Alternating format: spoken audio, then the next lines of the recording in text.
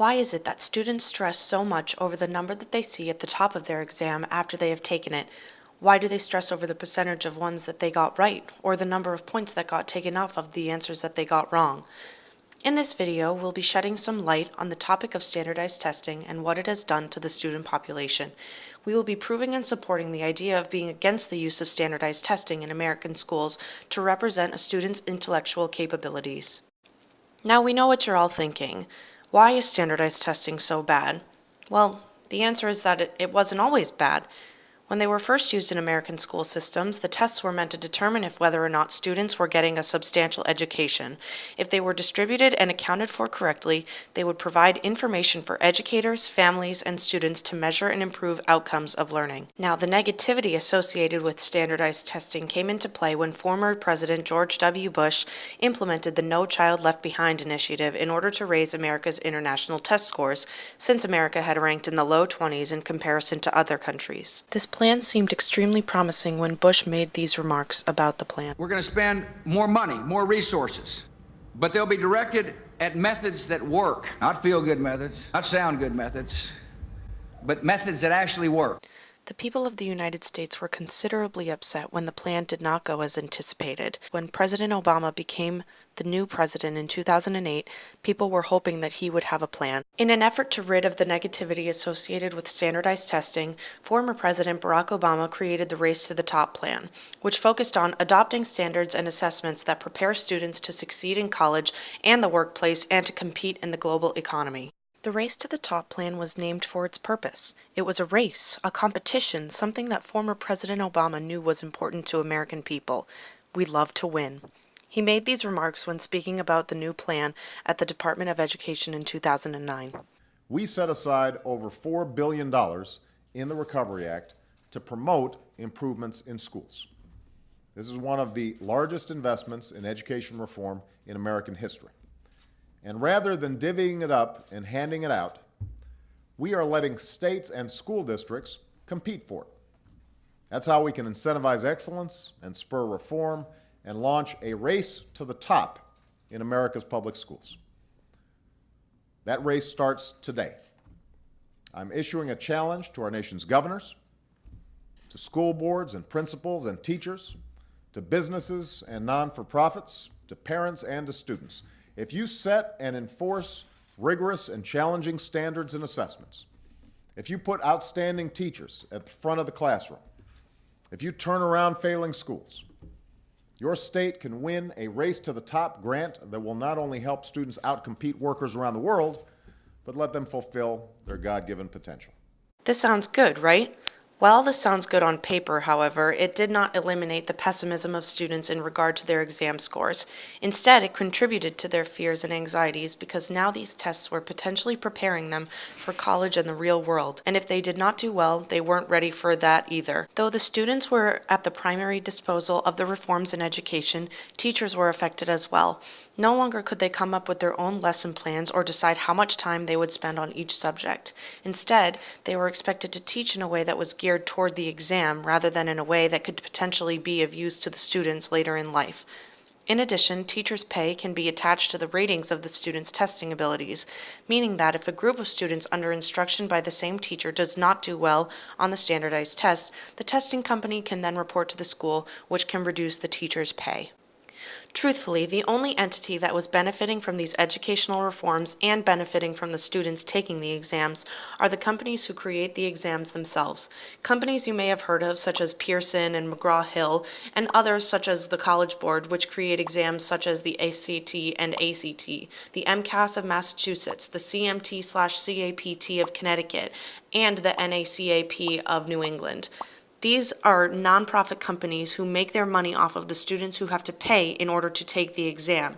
In addition, most students, as you know, do not take the exam just once. Thus, they are paying roughly around $40 to $50 each time they take the exam. The business of standardized testing generated $13.1 billion of revenue in 2015 from the schools alone, excluding students' and families' contributions. The educational system is mainly funded by the Gates family, the Broad family, and the Walton family, As you all can guess, these families heavily fund education reform because of their economic power. Because of the fact that the educational system is run by economic dominant families and companies that make the exams, which are made up of people who are not teachers, there is no understanding for how much a test or multiple tests can inhibit the student's educational experience. These tests often instill fear in the students as they feel it will be a major component of their future education and will determine their capabilities. Taking exams is a part of every class a student will take in one form or another. This we hold true. However, the amount of standardized testing, often distributed against the will of the teachers, it is what is most concerning. American students will take approximately 113 standardized tests by the time they graduate high school. Unfortunately, most of the time the material that will be on the exam is not taught in the classroom setting of the school that buys and distributes the exam. Now, we already understand that the American school setting is a problem. Sitting down for 7 or 8 hours a day inside with limited time spent outside is not good for the students. To add to the lack of activity and stimulation, the pressure put on students to do well is enough to affect their health. Students can become sleep deprived and mentally exhausted to the point where they are not able to function at the appropriate level. Children have vomited, cried, and have had anxiety-induced attacks before exams. In fact, there are instructions in the MCAS exam, which is distributed by the Massachusetts Comprehensive Assessment System, that tells a teacher how to handle a situation in the case of a student vomiting on their exam. This alone justifies the fact that standardized testing, more importantly the way that they are portrayed to the students, can affect their physiological health. Because of the extent of our research showed nothing but negativity associated with the topic of standardized testing, we decided to make it more concise and wanted to use specific questions of our own. We conducted a survey consisting of 100 people. They were asked 5 questions about standardized testing and how it affected their educational experience as a whole. These were the questions that they were asked. How significant of an impact did standardized testing have on your primary education? How well did standardized testing prepare you for college? Did you enroll in a standardized testing course? If so, do you believe that it helped? Do you believe that standardized testing accurately represented your intellectual abilities? Do you think pressure that was put on the students for standardized testing took away from the education?